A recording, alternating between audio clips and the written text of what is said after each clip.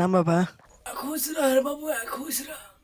लगाओ मौज इंस्टाग्राम पर रील चलता, उहे लगाओ बे रह लगावत नहीं रह क्या हमरो मियाज एकदम गहु आइल बा। हम तुम्हारे बिना मर जाएंगे। मैंने सर मरबू मरबू से खेसरिया के रांची भेज के दम लेबे। ऐसे क्यों बोलते हो? छोड़ देनी जब से छोड़ के पहिल की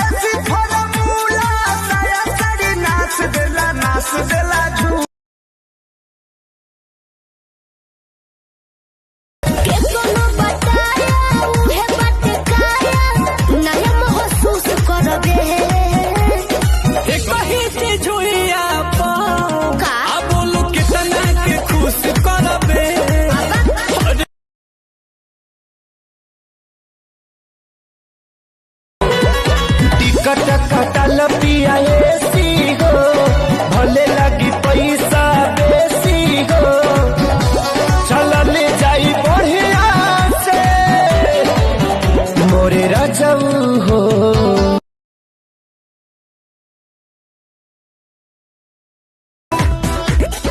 रउएला राजा हम त खटिया बिछवनी देखे लगा के मच्छर दनिया हो चली चली रानी हम भर लो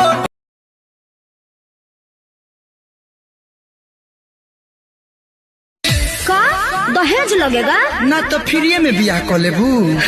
मुँह मारो अरेंज मैरिज के 10 लाख नगद 10 लाख के गहना 10 लाख के कार तक कहाँ जाइए करे वाला प्यार। इससे बढ़िया तो लव मैरिज बा। कैसे लहसुन खर्चा एकर 10 रुपया के बड़ा माला मिलेगा 10 रुपया से नूर में लगेगा 20 रुपया और 200 में पंडित जी मने।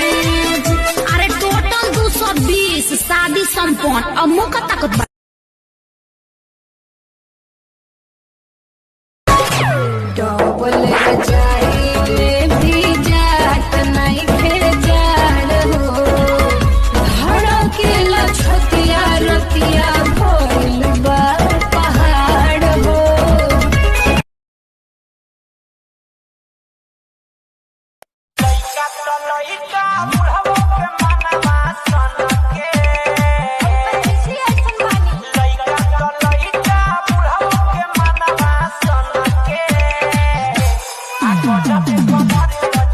सभी लोगों को नमस्कार और प्रणाम